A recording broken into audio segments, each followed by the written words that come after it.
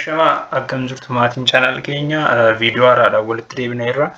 Guyyaa irraa viidiyoo keenyaan immoo ionic bonding kan waliin ilaallu ta'a jechuudha. So barnoota keenya yeroo darbee keessatti chapter 5 part 1 eegallee turre. So chapter 1 part 1 kan hin ilaalle linkii isaa yookaan immoo linkii viidiyoo part 1 description jala argachuu dandeessu. So barnoota keenya irraa keessatti ionic bonding maal akka ta'e akkasumallee akkamitti form akka ta'uu danda'u kan waliin ilaallu ta'a jechuudha. So in the preceding section we have discussed about the difference about or the formations of atoms and as well as how to form bond yookaan immoo bondiin akkamitti akka uumamuu danda'u ilaalleerra jechuudha barnoota keenya keessatti. So akkuma beekamu ionic bonding means it is a type of chemical bonding which is involving the transfer of electrons between the atoms jechuudha. Yookaan immoo ionic bonding jechuun typeota chemical bonding jiran keessaa isa tokko ta'ee kan elektiroonii atomota gidduu jiranii maal godhuuf gargaarudha, transfer godhudha jechuudha. So this is losing or gaining or sharing of electrons by atoms leads to chemical bonding. So the results of chemical bonding will be the formations of molecules. So resulting chemical bonding maalidha jechuudha. Formation molecule yookaan moleculiin tokko uumamuudhaafi maal jiraachuu qaba, chemical bonding jiraachuu qaba jechuudha. Compoundiin tokko yookaan immoo moleculiin uumamuu fi maaltu jiraachuu qaba, chemical bonding jiraachuun dirqama jechuudha. Chemical bonding kun immoo bakka gurguddoo sadiitti qoodamu, ionic, covalent fi metallic jedhamuun iddoo sadiitti qoodamu. So metalii compoundiin tokko yookaan moleculiin uumamu tokko chemical bondii kana keessaa gosoota bondii kanneen kana keessaati tokkoon kan uumamu ta'a jechuudha. So have a different chemical and physical properties. So in this section first we are going to discuss the formations of ionic bonding. So barnoota keenya irraa keessatti waa'ee ionic bonding kan waliin ilaallu ta'a jechuudha. So this will be followed by the discussion about how to write chemical formula of ionic compound by using Lewis formula. As well as in this section we will also cover the discussions of the properties of ionic compound. So barnoota keenya irraa keessatti amalli compoundii inorganic maal akka ta'e kan ilaallu ta'a jechuudha.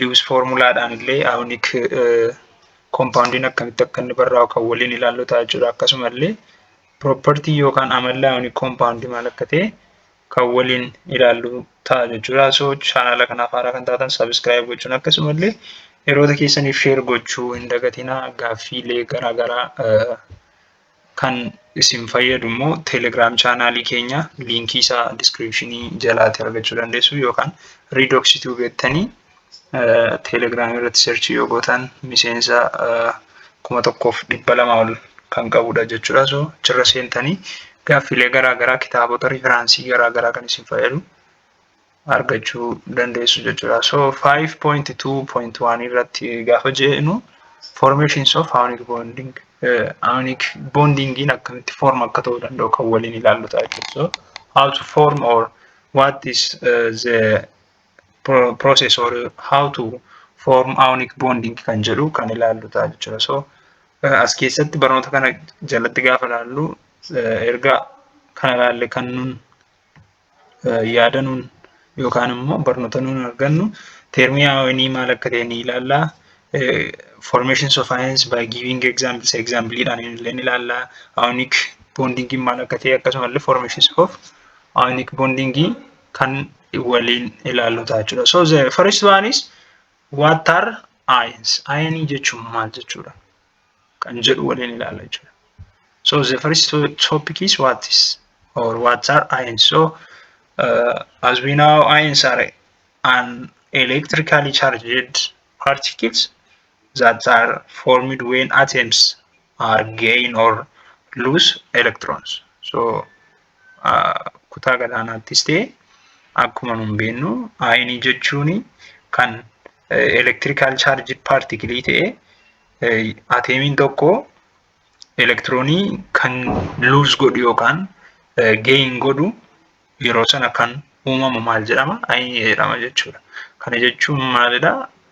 Fakkeenyaaf soodiyeemii fi kilooriinii fudhannee ilaalle yookaan soodiyem kilooraayidii fa'a jechuudha. Soodiyeemiin poozitiiviidha.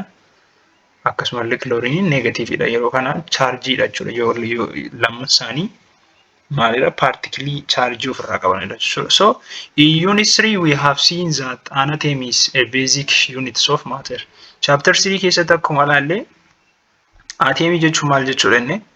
Basic units of matteridha kan jedhu ilaalle jechuudha. So atom is what? It is a basic unit of matter that consists of dense nucleus composed of positively charged protons and neutral neutrons, which is surrounded by a cloud of negatively charged electrons. So, kutaa chapter 3 keessatti illee yookaan immoo atomii waa'ee atomii jechuun jecha maalirraa kan akka dhufe ilaalleerraa atomas jecha jedhu maal akka ta'e small particle akka ta'e jechuudha. So akkuma beeknu atomii jechuun basic units of matteridha. So kanaafiyyuu waa'ee ayinii gaafa haasofnu waa'ee maalii haasofna jechuudha? Waa'ee atomii haasofna jechuudha. So akkuma jalqaba irratti dubbadde ayinii jechuun immoo maal jechuudha? Chaarjii partikilii kan poozitiivii fi neegatiivii yookaan immoo gainii fi luusii kan elektiroonii gaafa ofirraa godhu kan uumamu ayinii jedhamee waamama jechuudha. So an atom is possessing the same number of protons and electrons is electronically neutral. So however, if the total number of electrons does not equal to the number of protons, the atom has net positive or negatively electrical charge jechuudha. So yeroo ateemiin tokko prootoniin isaas ta'e elektirooniin isaa wal qixa ta'u maal jedhame waamama? Niwutiraalidha jechuudha. Yookaan prootoniin fi elektirooniin ateemii tokko wal qixa gaafa ta'u jechuudha. Maal jedhama? Niwutiraalidha jechuudha. So yoo immoo total number elektiroonii isaa immoo prootonii wajjin wal qixa miti ta'e immoo maalidha? Negatively electrical charge ta'uu isaa kan nutti agarsiisudha jechuudha. So if the total number of electrons does not equal to the number of protons. So in case of this, the atom has net positive or negative electrical charge jedhamee waamama jechuudha. Net positive yookaan negative electrical charge jedhamee waamama jechuudha. Garuu ateemiin tokko yoommoo the same protonii fi elektiroonii qabaate maalidha? Niwutiraalii ta'uu isaa kan agarsiisudha jechuudha. So any atom or molecule with net charge, either positive or negative, is known as ion. Ateemiin tokko yookaan atoomonni yookaan atoomiin tokko yookaan moleculiin tokko net chargein isaa yookaan positive yookaan negative yoo ta'e maal jedhame? Positives negatives kan qabu yoo ta'e maal jedhame waamama? Ion jedhamee waamama jechuudha.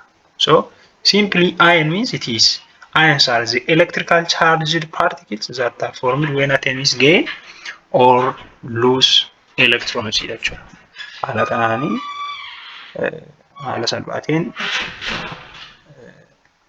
ibsuu dandeenya jechuudha. So simply ions means when or any atom or molecules with net charge, either positive or negative, is known as ion. So the positive electric charge of proton is equal to the magnitude to the negative charge of electron. So positive charging can positive can protoni, positive electric charge of proton is equal to magnitudes of the negative charge of the electron.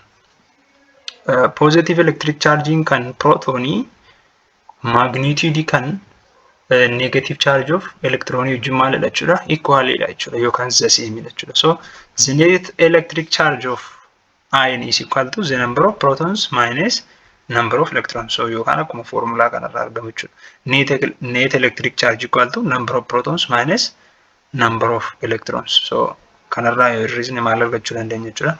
Net electric charge arganna jechuudha. So ions are highly reactive species. Maalidha jechuudha? Ioniin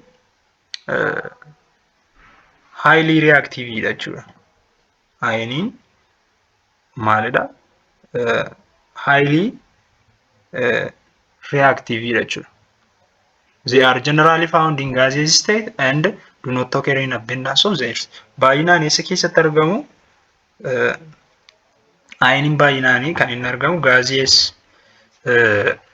state keessatti argamu jechuudha. Akkasumallee ayiniin property isaa yoo ilaalle ions have several important properties that distinguish from the neutral atoms. Some properties of the ions are: the first one is highly reactive species, as well as have solubility. During solubility, the solubilities of ions in water can vary depending on their charges and size. So some ions are readily dissolve in water, while others are insoluble. So why ion gaafa sobnu amaloota isaa keessaa tokko hin bulbulamu jechuudha. Baay'inaan bishaan keessatti ni bulbulamu. Maalirratti hundaa'aniidha kan isaan bulbulamani baay'inaan depending on the charge and the size. Size isaanii irratti hundaa'uudhaa fi chargii ion sana irratti hundaa'uudhaan ni bulbulamu jechuudha. So baay'inaan ayinoonni baay'een bishaan keessatti ni bulbulamu jechuudha. Haa ta'u malee kan hin bulbulamnes ni jiru jechuudha. Kan biraallee amala isaa yoo ilaalle ayinii conductivity dha. So ions are conduct electricity because they are free to move and carry electric charge. During the properties or electrolyte solution is and the batteries of the solutions or the batteries of the ions. So akkuma kanallee conductivity dha jechuudha. Conduct electricity illee conducting godha jechuudha. Maaltu ayinii akkamitti kan isaan conduct godhanii bakka bakkatti sochoodhaa fi free wanta ta'anii fi maal gochuu danda'u? Electric charge carry gochuu danda'u jechuudha. Yeroo kana maal gochuu danda'u jechuudha? Ayiniin electric charge conduct gochuu danda'u jechuudha. And the other one is size. The ions are typically large in size and rather than parent atoms, because gaining or losing electrons can affect electron configuration and atomic size. So akkasumallee sizein ayinii baay'een yeroo baay'ee maalidha jechuudha? Largeridha jechuudha yookaan baay'ee gurguddaa ta'a jechuudha. So charge isaallee fudhachuu ilaaluu dandeenya jechuudha. Ions have net positive or negative charge due to imbalance of protons and electrons. So during this time cations have positive charge and ions have negative charge. So akkasumallee amalli isaa kan biraan charge dha jechuudha. Ayiniin tokko positive fi negative charge kan qabu jechuudha. Yeroo kana keessatti yeroo maal ta'udha kuni baalaansiin gaafa dhibu yookaan immoo protonii fi elektirooniin gaafa wal madaaluu dhaban kan uumamudha jechuudha. Positive fi negative charge jechuudha. Yeroo kana keessatti kaataayinii positive charge qaba ayiniin tokko gaafa jennu yeroo maal ta'udha? Kaataayinii jedhamee waamama jechuudha. Negative immoo yeroo kamidha? Ayinii gaafa ta'udha jechuudha. So walumaa gala amaloonni warreen kaase kun amaloota ayiniidha jechuudha. Akkasumallee stability isaallee fudhannee ilaaluu dandeenya jechuudha. Stabilityin ions are stabilized by the attraction between opposite charges of ionic compound. So these electrostatic forces helps to the ions together in crystal lattice structure. So yeroo kana amaloota kanaan ni qaba jechuudha. So ayiniin walumaa gala maalidha? Highly reactive in species dha. Yeroo kami ions are more reactive than neutral atoms because of charged nature dha jechuudha. So kana deeply sourcii garaagaraa irraa fayyadamtanii ilaaluu dandeessu. Kitaaba keessan irra hin jiru akkasiniif sirriitti ifuuf jedheenidha jechuudha. So gara barnoota keenyaatti gaafa deemu they are generally found in gaseous state, so and do not occur in abundance of earth. So ions in the liquid or solid state are produced when salts interact with their solvent. So ayoniin kan liquid solid yookaan dhangala'aa fi jajjaboo keessatti argaman yeroo kamidha kan isaan ashaboollee maal gochuu danda'u? Produce ni godha jechuudha. So they are repelled by like electric charges but are attracted by opposite charges. Electric charge jechuudha. So amman kaasee jalqaba irratti dubbadde charge isaa jechuudha. So warreen kun amaloota yookaan immoo how to or what is ions kan jedhuuf salphaatti definitionii warra nu laachuu danda'an jechuudha. So the other one is types of ions. So there are two ways of classifying ions in chemistry. So the first one is classification based on types of electric charge that atoms or group of atoms possess, and the second one is classifications based on the number of atoms involved in ion formation. Ioni bakka gurguddoo lama irratti hundoofnee qooduu dandeenya jechuudha. Inni tokko maal irratti hundoofnedha?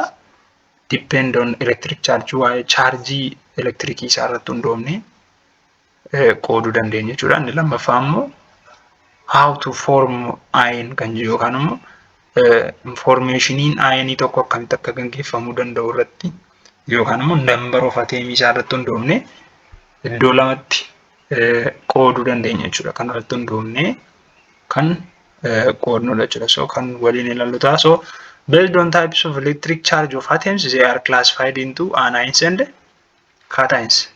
Amaloota ionii akkuma jalqaba dubbadde jechuudha. Charge isaa irratti hundaa'uudhaan anionii fi cationii jedhama jedhee dubbadheen ture jechuudha. So yeroo kana cationii maalidhaan jedhe sila positiveidhaan jedhe positive yoo ta'e positive jechuudha. So anionii maalidha negative jechuudha.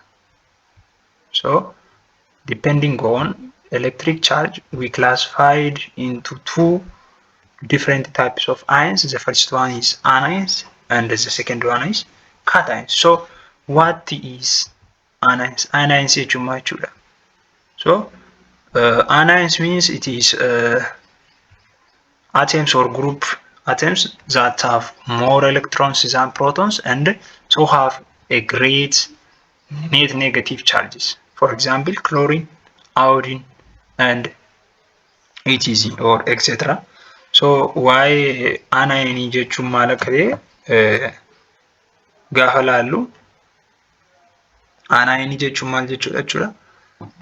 Kan elektiroonii isaa guddaa ta'e jechuudha. Prootoonii irraa elektiroonii isaa guddaa yoo ta'e anionii ibsuu dandeenya jechuudha. Salphaatti anions means it is negatively charged ions formed by what? When atoms is gains or gains one or more electrons. So these gains of electron is the result of what? Net negative charge. And the number of electrons existing in the number of proton is nucleus or in the nucleus. So during this time, the anions or anions is formed different what?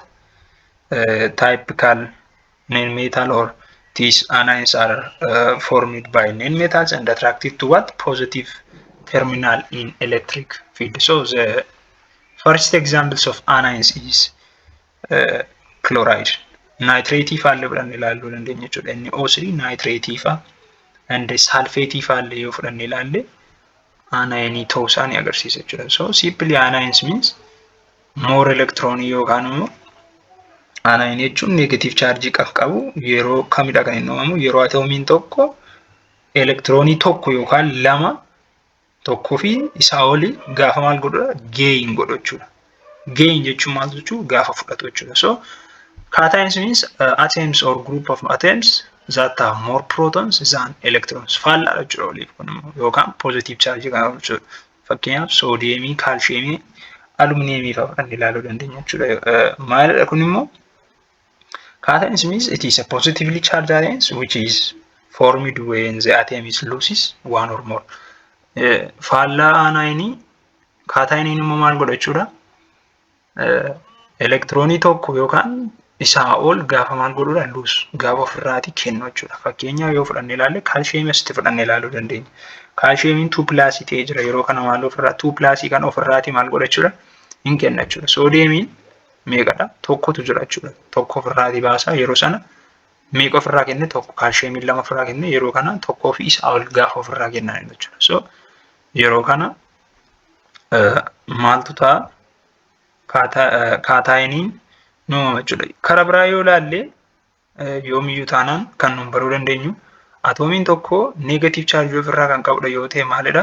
Negative ta'uunsaa ofirraa kennaa jira osoo hin taane fudhataa jira jechuudha. Kun meeqa fudhata? Kilooriiniin meeqa fudhataa jira? Tokko fudhataa jira jechuudha. So fakkii karaa biraa yoo ilaalle asitti poozitiivii ta'uun isaa immoo kennaa jiraachuu isaa osoo hin taane ofirraa fudhataa jiraachuu isaa osoo hin taane maal gochaa jira? Poozitiivii gaafa ta'u kennaa jira jechuudha. Malee akka nuun qabatamaa kanaan jechuun yaada mataadhaan kan nuun beeknu wanti tokko poozitiivii gaafa ta'u maal jedha jechuudha? Wanta inni fudhataa jiru nutti fakkaachuu danda'a jechuudha. Kennaa jiru jechuudha. So garuu asitti poozitiivii ta'uun isaa maal ta'uu isaa kan agarsiisudha?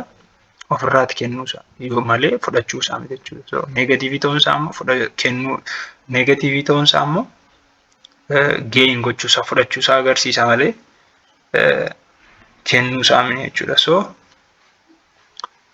garaagarummaan aanaayinii fi kaataayinii kanadha jechuudha. So electric charge irratti hundaa'uudhaan aayinii bakka meeqatti qoodna jechuudha? Bakka lamatti qoodna.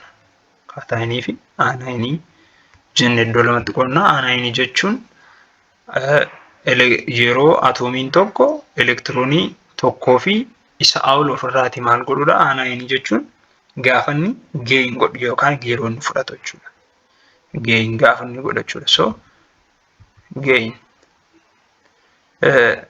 Kaataayinii jechuun immoo gaafa atoomiin tokko yookaan group of atomiin tokko elektiroonii tokkoo fi isaa ol gaafa maal godhudha? Lose godhu yookaan immoo ofirraati kennudha jechuudha. So garaagarummaan isaanii kanadha jechuudha. So cations and anions of metallic and non-metallic elements jedha. Chaartii kanarra akkuma jiru. So hydrogenii fudhannee ilaaluu dandeenya. Prootonii tokko qaba. Elektirooniis akkasuma chaarjiin zeeroodha. So representation yookaan iddoo bu'iinsaa H-dhaan bakka bu'aa beekamaadha. So haala kanaan gabatee kanarraati isasitti ilaaluu dandeenya jechuudha. So kun kan inni ibsu hundi isaa waa'ee maalidha? Kaataayinii fi aanaayinii maal akka ta'e, chaarjii isaa, prootonii, elektiroonii, iddoo bu'iinsaa kan ibsudha jechuudha. So how do ions form? Akkuma jalqaba ilaalla jechuudha. Akkamitti aayiniin foormii akka ta'u asitti akkuma ilaalle what are ions kan jedhu jechuudha.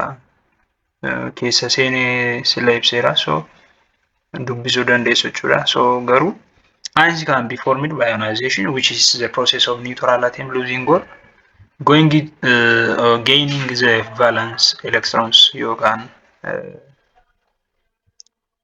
aayiniin kan inni uumamu processii maaliidhaan jechuudha? Atoomiin tokko elektiroonii isaa gain yookaan lose gochuudhaan. Gain jechuudhaan maal jechuudhaan jedhee consider gaafa ofirraa kennu jechuudha. So lose yookaan gain gochuudhaan atoomiin tokko maaltu aayiniin uumamuu danda'a jechuudha. So generally the electrons are either added to or lost from the valence shell of atom. Bifa bakka kanaan kan uumamu jechuudha. So the inner shell electrons do not participate in these types of chemical interaction. So the ionization generally involves the transfer of electrons between atoms or molecules. Walumaa gala ionization jechuun maal jechuudha? Yeroo atomiin tokko yookaan moleculiin tokko elektiroonii isaa maal godhu jechuudha? Transfer ofirraa godhu jechuudha. Yookaan positive irraa gara negative, negative irraa gara positive jechuudha. So yeroo sana maaltu uumama jechuudha? Ionizationiitu uumama jechuudha. So salphumatti ionization jechuun maal jechuudha? Ionization means the transfer of electrons between atoms or molecules jechuudha. So the process is driven by achievements of more stable electron configuration. Processing kun kan inni adeemsifamu yookaan kan inni achi drive ta'u yeroo baay'ee maalidha? Atoomota yoo maal ta'an irratti jechuudha? Electron configuration isaanii more stable ta'an irratti jechuudha. So stable warri ta'an immoo maalidha? Seera octet rule warreen guutan. Octet rule warreen guutan yookaan seera 80 elementoota guutan irratti jechuudha. So yeroo baay'ee elementoonni seera 80 guutan maalidha jechuudha? More stable jechuudha. Yookaan elementoota warra kaan irra stable dha jechuudha. So polyatomic and molecular ions can be also formed what? The ionization. So generally by gaining or losing elemental ions such as hydrogen ion in neutral molecules. So polyatomic ions are generally very unstable and reactive. So yeroo kana poly atomikii warreen ta'an maalidha? Reactive miti. Reactive dha garuu unstable miti jechuudha. Poly atomikii jechuun warreen akkamidha? Kanii elementoota sadii elementoota garaagaraa poly means 3 different atoms jechuudha. Elementoota sadii kan ta'an fakkeenyaaf hydrogenii, naayitiroojenii fi oksijiinii fa'aa fudhannee ilaaluu dandeenya jechuudha. HNO3. As keessatti elementoonni sadan isaaniiyyuu maalidha? Garaagaradha. Hydrogenii, naayitiroojenii, oksijiinii sadan isaanii garaagaradha. Garuu sadan isaanii walitti dhufuudhaan maal kennani? Kompaawundii yookaan moolekilii haaraa nuu kennan jechuudha. Maqaan moolekilii kanaa maal jedhama? Naatiriik asiidii jechuudha fakkeenyaaf. Kun akkuma fakkeenyaatti sinii kaase so naatiriik asiidii jechuudha. So pooliyaatomikii warreen ta'anii maalidha jechuudha? Unstable jechuudha. Akkasuma immoo maalidha? Reactive jechuudha. So kana jechuun unstable ta'uun isaanii maal ta'uu isaa agarsiisa? Seera 80 yookaan octet rulii akka inni hin guunne agarsiisa jechuudha. So octet rulii kan guutu yoo ta'e immoo maalidha? Maal ta'uu isaa agarsiisa? Atemiin tokko yookaan moolekiliin sun stable ta'uu isaa kan agarsiisu jechuudha. So a common examples of iron is sodium or sodium cation. So examplein iron ni jalqaba maalidha jechuudha? Sodium jechuudha. So according to table 5.1 sodium has what? Positive 1 charge. Akka kanaatti jechuudha. Chargii meeqa qaba jechuudha? Sodiumiin tokko qaba jechuudha. So yeroo kana when it contains 10 electrons or neutral sodium has 11 electrons. So kana jechuun maalidha? Sodiumiin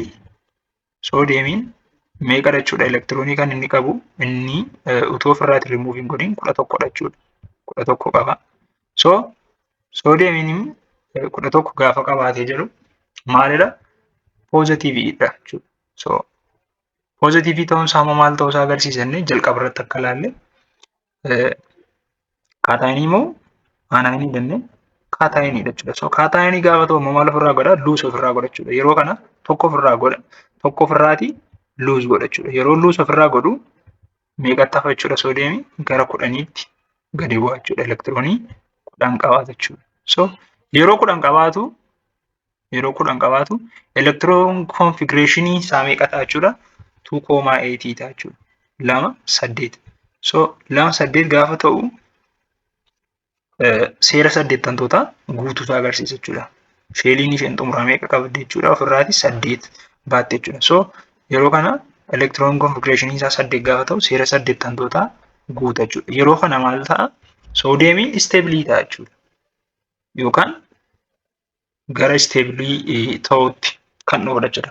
Fakkeenya akkuma asirratti ibsame. So however, according to the octet rule, sodium would be more stable with 10 electrons.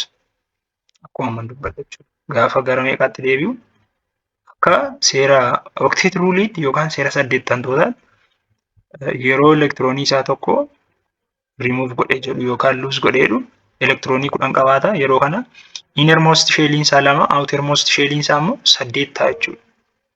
Kana jechuun maalidha? As keessatti nucleus yoo jiraate taanee meeqa baata jechuudha? 2 baata jechuudha. Asirra 2 qaba jechuudha. Inner shell irratti 2, outermost shell irratti immoo 8 qabaata jechuudha. So 8 gaafa qabaatee jiru seera 80 guutee argama jechuudha. So we have said that metals lose electrons in order to obtain octets. Akkuma jalqaba ibsame meetaaliin maal godha? Elektiroonii lose godha. Maal gochuudha? Seera 80 guutuudhaaf jechuudha. So therefore sodium metal tends to lose an electron to become more stable. So In case of this chlorine, or in other hand, or on other hand, chlorine non-metallic element is tended to gain what? Electron become too stable. Yeroo kana immoo faallaa isaadhaan chloriniin immoo meeqa qaba? Chloriniin 17 qaba jechuudha. So 17 seera 80 guutu jechuudha. 2,8 meeqa taata jechuudha? 7 ta'a jechuudha. Isheen xumuraa kun seera 80 wanta hin guunneef maal gooti? Dirqama non-metalii wanta ta'eef inni immoo gain gochuu qaba jechuudha. Faallaa soodiyemii of gain godha jechuudha. Yeroo kana soodiyemiin tokko sila yeroo 11 ture gaafa tokko ofirraati lose godhu eenyuuf godha jechuudha. Kilooriniin immoo gain godha jechuudha. Yeroo kana kilooriniin gara meeqaatti dhufa? Gara 18 elektiroonii 18 godhata jechuudha. So yeroo kana maal ta'a? 2,8,8 ta'a jechuudha. So yeroo kana maal ta'uusaa agarsiisa kuni? Gara seera 80 guutee stable ta'a jechuudha. Yeroo kana chloriniinis soodiyemiinis stable ta'aniiru jechuudha. So as keessatti kan nu hubannu soodiyemiin eenyudhaaf gain lose godhe jechuudha. Chloriniidhaaf lose godhe jechuudha. So chlorine naturally has 70 electrons. So akkuma amma dubbadha jechuudha. Chloriniin meeqa qaba? 17 qaba ture jechuudha. Yeroo sana maalidha? Unstable dha jechuudha. Reactive dha garuu unstable dha jechuudha. 2,8,7 isheen torbaan xumuraa kun yookaan immoo outermost shellin isaa 7 wanta ta'eef unstable ture jechuudha. Gaafa tokko argatu garuu maal ta'a? More stable dha jechuudha. So therefore chlorine will take an electron from another atom to become negatively charged. As generally rule, the charge of all group 1 metals and group 2 metals and group 3 metals as well as what? Group 6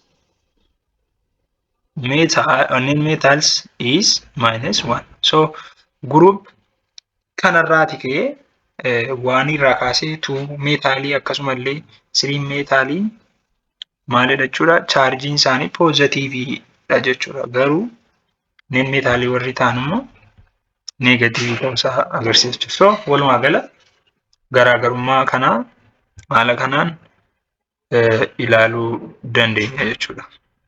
So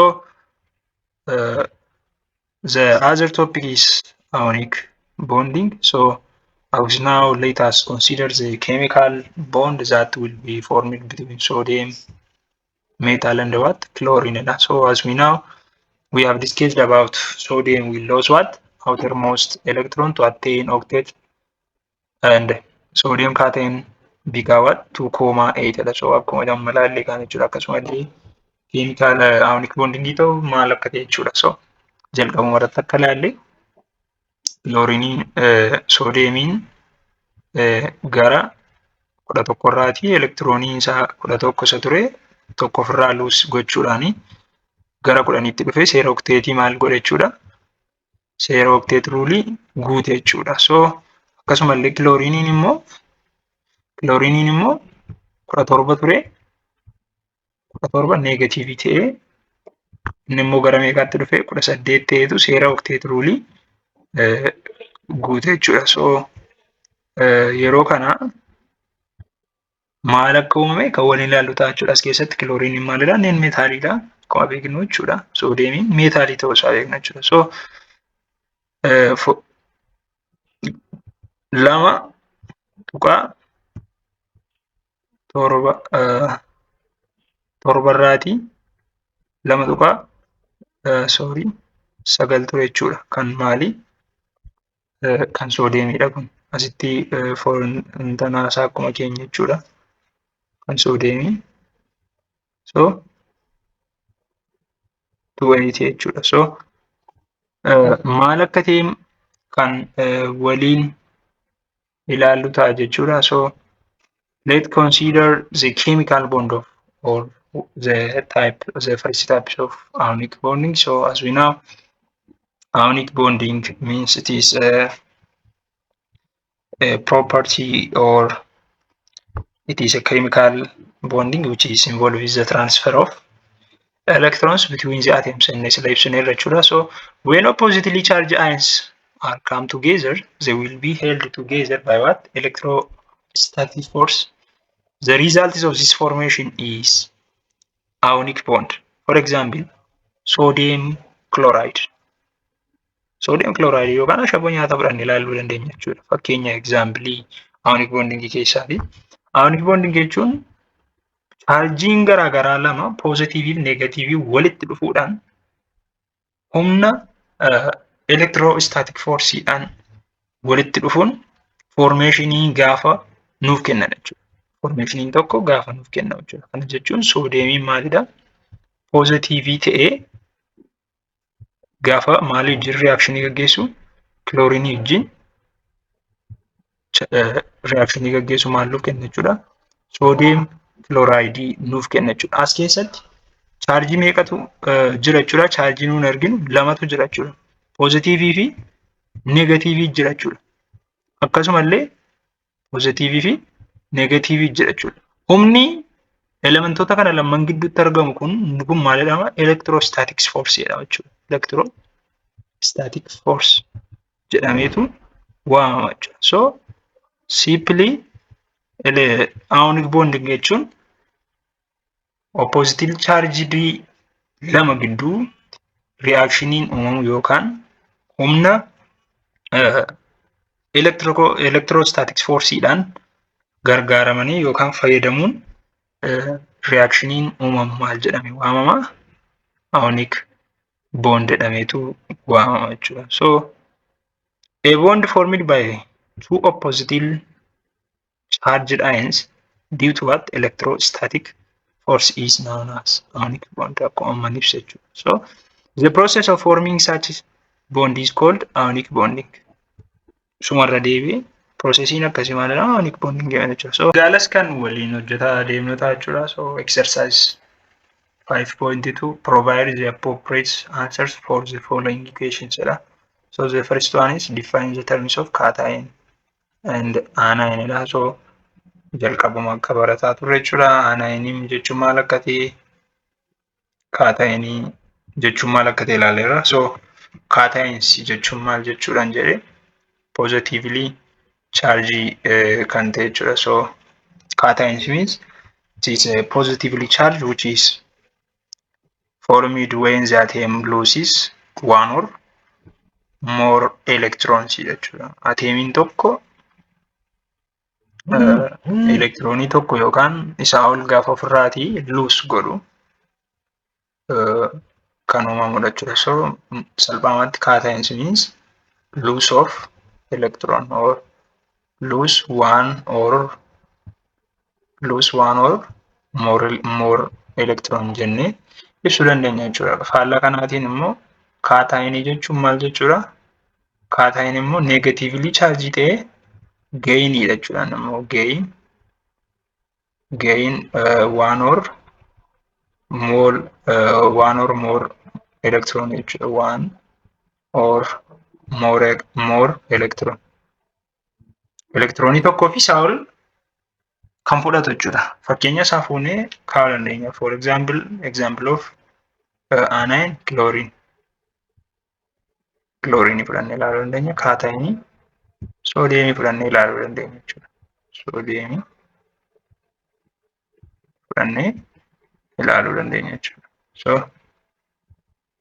gaaffiin lammaffaa how do cations and anions form? Akkamitti akka isaan uumamuu danda'an jechuudha. So ibsineerra jalqaba cations are formed when the atoms are loses electrons. Typically metals tend to form what? Cations. And akkasumallee anion immoo maalidha? When the atom is gaining electrons or typically nil metals tends to form anions. Garaagarummaa isaan gidduu jiru kanuma jechuudha. Salphaamatti cations kan inni uumamuu danda'u yeroo kamidha? Meetaalii warra ta'an jechuudha. Salphaamatti cation jechuun meetaalii warreen ta'an. Meetaaliin tokko meetaalii kan ta'e atomiin tokko gaafa elektirooniin maal ofirraa godhuudha? Lose gaafa godhu jechuudha. Meetaalii kan ta'an hundi isaanii yookaan meetaalii kan ta'e hundi isaa maalidha? Kaataayinii ta'uu isaa agarsiisa jechuudha. Yookaan poozitiiv chaarjii jechuudha salphaamatti.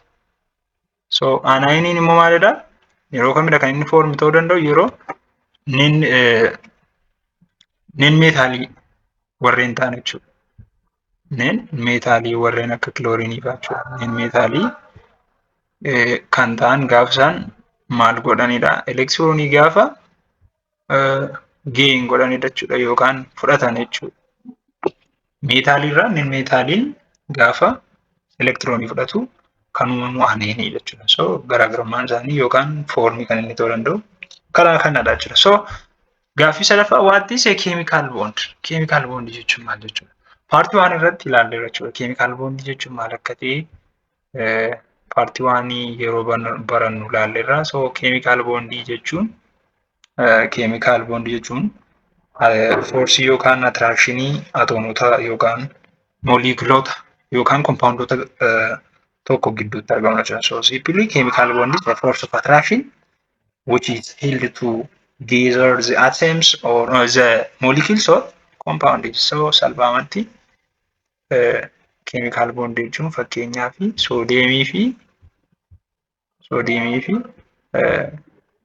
kilooriniin gaafa reakshinii gaggeessan jechuudha. As gidduu kan argamu as gidduutti elektiroostaatiks foorsiin argamu maalidha? Elektiroo yookaan chemical bond jedhama jechuudha. Elektiroostaatiks foorsii asitti argamu chemical bond jedhameetu ibsama jechuudha. So simply chemical bond means the force which is hold atoms together in molecule or compound jechuudha. So gaaffii afuraffaa how are ionic bonds formed? Ionic bondiin akkamitti uumamuu danda'a? Ionic bondiin kan inni uumamuu danda'u akkamitti? Ilaalla jechuudha. Ionic bond is formed what? Between metal and non-metal when one atom transfers electrons to another atom. Ionic bondiin kan inni uumamuu danda'u ionic bond jechuun maal jechuudha? Salphaamatti meetaalii fi nen meetaalii gidduutti kan uumamudha jechuudha. Meetaalii fi nen meetaalii gidduutti elektirooniin tokko gaafa maal ta'udha? Transfer ta'uun kan uumamu jechuudha. So this transfer of electron is results of what? Formations of positively charged ions jechuudha. Meetaaliinis nen meetaalii ta'ee lamman isaanii walitti dhufuun kan gaafa uumaman meetaaliin positive chargedha, nen meetaaliin negative chargedha. Yeroo kana chargiin isaanii garaagara walitti dhufumuudhaan maal ta'u jechuudha. Warri kun positive chargiin isaanii faallaa gaafa ta'u maal wal godhu elementoonni elektiroononni attract wal godhu jechuudha.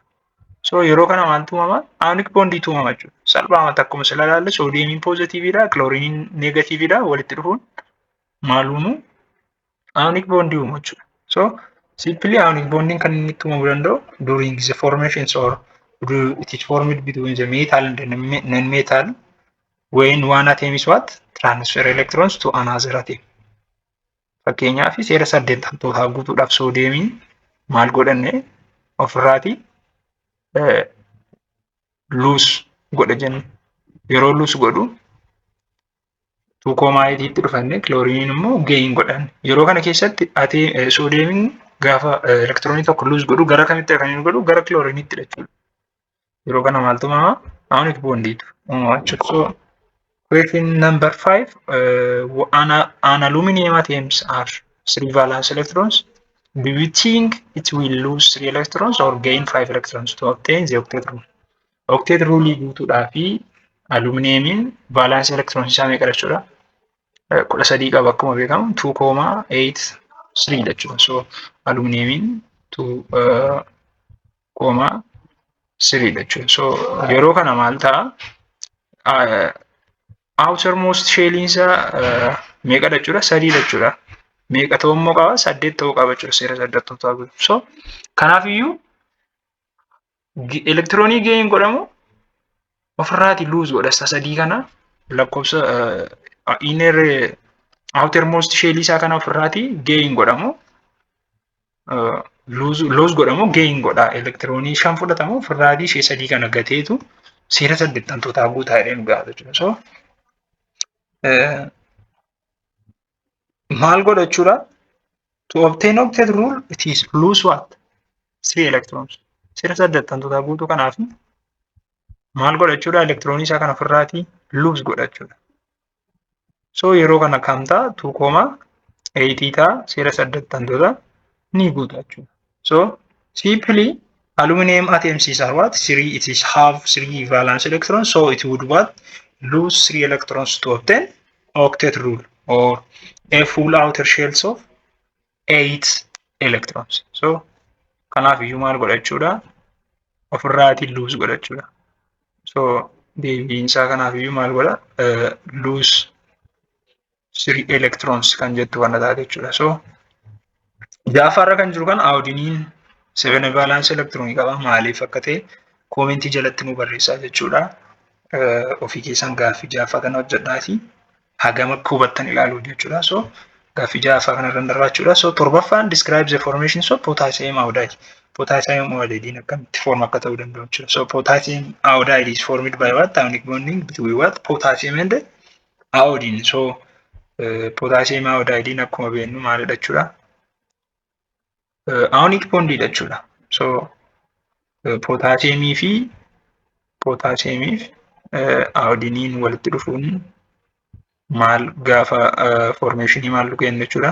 Potassium iodide nu kennu jechuudha. So kanaaf iyyuu formationiin potassium iodide maal ta'uusaa argina jechuudha? Ionic bondii ta'uusaa argina jechuudha. So potassium is what? Metal. Potassium maalidha? Metalidha. Iodine metalidha jechuudha. So potassium is do not what? 1 electron to iodine and then iodine is non-metal.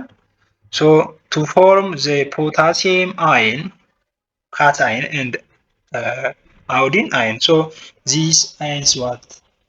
Attract each other to form ionic compound which his name is potassium iodide. So yeroo kana potassiumiin meetaalii wanta ta'eef elektiroonii tokko fuudhee maal eenyudhaaf laata jechuudha? Iodiniidhaaf laata jechuudha. Iodiniif gaafa laatu iodiniin maal godhata? Octet ruuliin guuta yeroo kana maaltu uumama? Potassium iodide uumama jechuudha. So yoo isinii galeera gaaffiin torbaffaa kun isinii galeera taanaan gaaffii ja'affaa iyyuu deebiseera jechuudha ammasumatti. Iodiniin 7 valence electronii wanta qabuu fi 7 electronii isaa kana lose godhamoo electronii tokko gain godheetu octet ruulii guuta isa jedhu asitti deebiseera jechuudha. Maalan jedhe potassium iodidein gaafa uumamu potassiumiin meetaalii wanta ta'eef iodiniin immoo meetaalii wanta ta'eef yeroo kana potassiumiin iodinii akka inni maal godhuuf sira saddeettantotaa guutuu fi elektiroonii tokko fuudhee maal godhaa fi lose godhachuudha. Yeroo inni lose godhu iodiniin gain godhata. Yeroo kana lamman isaanii sira saddeettantotaa guutuu yeroo kana potassium iodideetu uumama jechuudha. So gaaffii ja'affaa kana deebisaa koomentii jala akka keessan abdiin qaba. So hiriyoota keessaniif sheer gochuu hin dagatinaa. Barnoota keenya itti aanuun Lewis formulas of ionic compound kan jedhuun kan walitti deebinu ta'a. Nagaan tura.